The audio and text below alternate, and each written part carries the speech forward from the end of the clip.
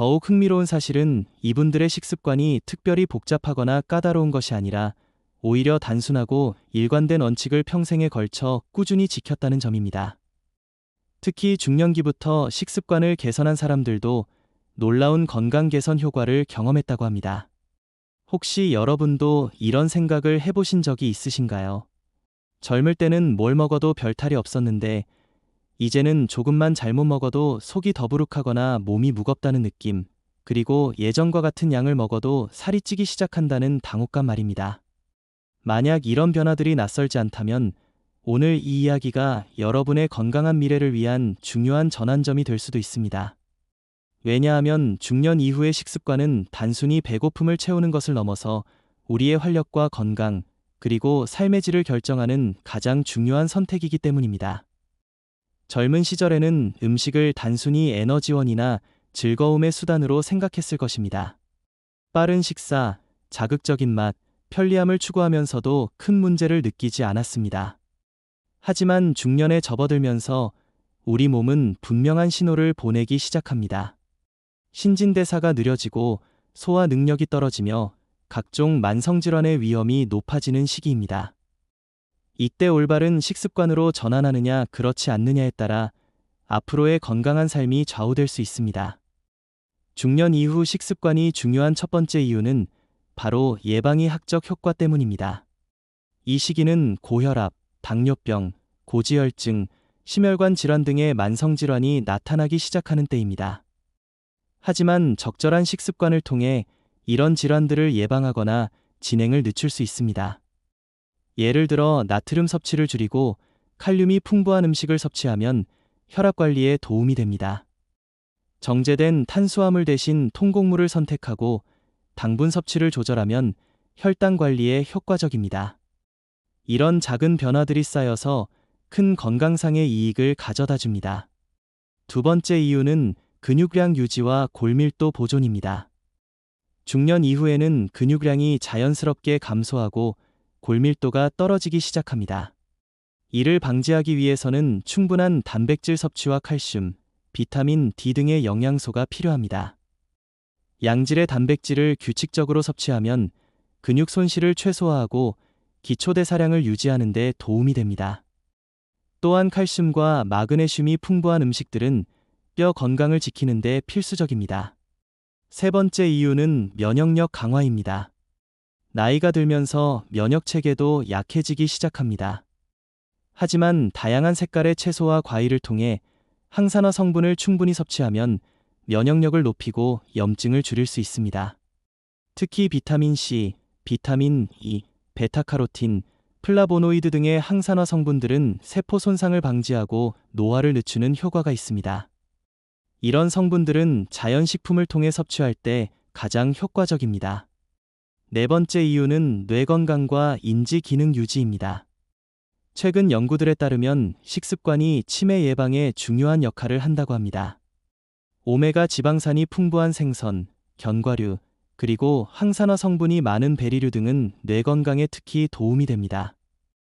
또한 규칙적인 식사와 적절한 혈당 관리는 집중력과 기억력 유지에도 중요합니다. 급격한 혈당 변화는 뇌 기능에 부정적인 영향을 미칠 수 있기 때문입니다. 다섯 번째 이유는 소화 기능 개선입니다. 중년 이후에는 소화 효소의 분비가 줄어들고 장 운동이 느려져서 소화불량이나 변비 등의 문제가 생기기 쉽습니다. 하지만 식이섬유가 풍부한 음식들을 충분히 섭취하고 규칙적인 식사를 하면 이런 문제들을 예방하고 개선할 수 있습니다. 발효식품이나 프로바이오틱스가 풍부한 음식들도 장내 환경을 개선하고 소화 기능을 돕는 데 효과적입니다. 건강한 장은 면역력과도 직결되어 있어 더욱 중요합니다. 여섯 번째 이유는 정신 건강과 기분 관리입니다. 음식은 우리의 기분과 정신 상태에도 큰 영향을 미칩니다. 혈당이 급격히 오르내리면 기분 변화가 심해지고 영양 부족은 우울감이나 불안감을 증가시킬 수 있습니다. 반면 균형 잡힌 식사를 통해 안정적인 혈당을 유지하고 필수 영양소를 충분히 공급받으면 정서적으로도 안정된 상태를 유지할 수 있습니다. 특히 마그네슘, 비타민 B군, 오메가 지방산 등은 신경계 건강에 중요한 역할을 합니다. 그렇다면 중년기에 어떤 식습관을 가져야 할까요? 가장 기본적인 원칙은 다양성과 균형입니다. 한 가지 음식에만 치우치지 않고 다양한 영양소를 골고루 섭취하는 것이 중요합니다. 매끼 식사에 탄수화물, 단백질, 지방, 비타민, 미네랄이 적절히 포함되도록 구성하되 각 영양소의 질에 주의를 기울여야 합니다. 예를 들어 탄수화물은 정제되지 않은 통곡물을 선택하고 단백질은 다양한 출처에서 섭취하며 지방은 불포화 지방산 위주로 섭취하는 것이 좋습니다. 색깔 있는 식사를 하는 것도 좋은 원칙입니다. 빨간색, 노란색, 초록색, 보라색 등 다양한 색깔의 채소와 과일을 섭취하면 자연스럽게 다양한 영양소와 항산화 성분을 얻을 수 있습니다. 이는 단순하면서도 효과적인 방법입니다. 식사량 조절도 중요합니다. 중년 이후에는 기초대사량이 감소하므로 젊을 때와 같은 양을 먹으면 체중이 증가할 수 있습니다. 하지만 극단적인 다이어트보다는 점진적으로 식사량을 조절하고 영양 밀도가 높은 음식을 선택하는 것이 현명합니다. 규칙적인 식사 시간을 유지하는 것도 중요합니다. 불규칙한 식사는 혈당 변화를 크게 만들고 소화 기능에도 부담을 줍니다. 가능한 한 매일 비슷한 시간에 식사하고 저녁 식사는 잠자리에 들기 서너 시간 전에 마치는 것이 좋습니다. 수분 섭취도 잊지 말아야 합니다. 나이가 들면서 갈증을 느끼는 감각이 둔해지고 수분 보유 능력도 떨어집니다. 따라서 의식적으로 충분한 수분을 섭취해야 합니다. 하루 8잔 정도의 물을 마시되 카페인이나 알코올 섭취량은 줄이는 것이 좋습니다. 조리 방법도 중요합니다. 기름에 튀기거나 고온에서 굽는 조리법보다는 찌거나 삶거나 구워내는 방법을 선택하는 것이 좋습니다. 이런 조리법은 영양소 손실을 최소화하고 불필요한 칼로리 추가를 막을 수 있습니다. 나트륨 섭취를 줄이는 것도 중요한 과제입니다. 가공식품이나 인스턴트 식품 대신 자연식품을 선택하고 조리할 때도 소금 대신 허브나 향신료를 활용하면 맛도 좋으면서 건강에도 도움이 됩니다. 단백질 섭취에 특별히 신경 써야 합니다. 중년 이후에는 근육량 유지를 위해 젊을 때보다 더 많은 단백질이 필요합니다. 육류뿐만 아니라 생선, 달걀, 콩류, 견과류 등 다양한 단백질 공급원을 활용하는 것이 좋습니다. 칼슘과 비타민 D도 충분히 섭취해야 합니다.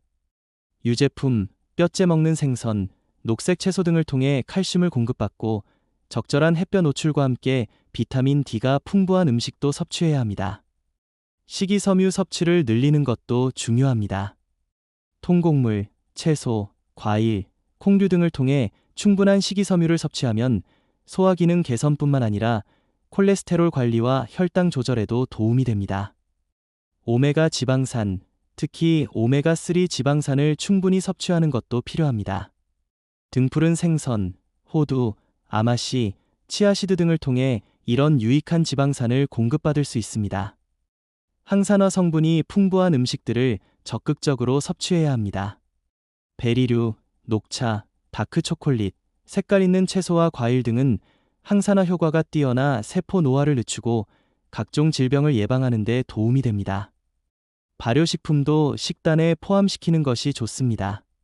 김치, 요구르트, 된장, 청국장 등의 발효식품은 장내 유익균을 늘리고 소화 기능을 개선하며 면역력 강화에도 도움이 됩니다. 하지만 식습관 개선에서 가장 중요한 것은 지속 가능성입니다. 극단적인 변화보다는 점진적이고 현실적인 변화를 추구하는 것이 좋습니다. 하나씩 천천히 바꿔나가면서 새로운 습관이 자리 잡도록 하는 것이 성공의 열쇠입니다. 예를 들어 한 달은 정제된 곡물 대신 통곡물을 선택하는 데 집중하고 다음 달은 채소 섭취량을 늘리는 데 집중하는 식으로 단계적으로 접근하는 것입니다. 또한 완벽을 추구하기보다는 대부분의 시간에 좋은 선택을 하려고 노력하는 것이 중요합니다. 가끔씩 좋아하는 음식을 즐기는 것도 삶의 질을 위해 필요하고 이런 유연성이 있어야 장기간 지속할 수 있습니다. 식사 환경도 고려해야 합니다. 혼자 먹더라도 식탁에 앉아서 천천히 음미하며 먹는 것이 좋습니다. TV를 보거나 스마트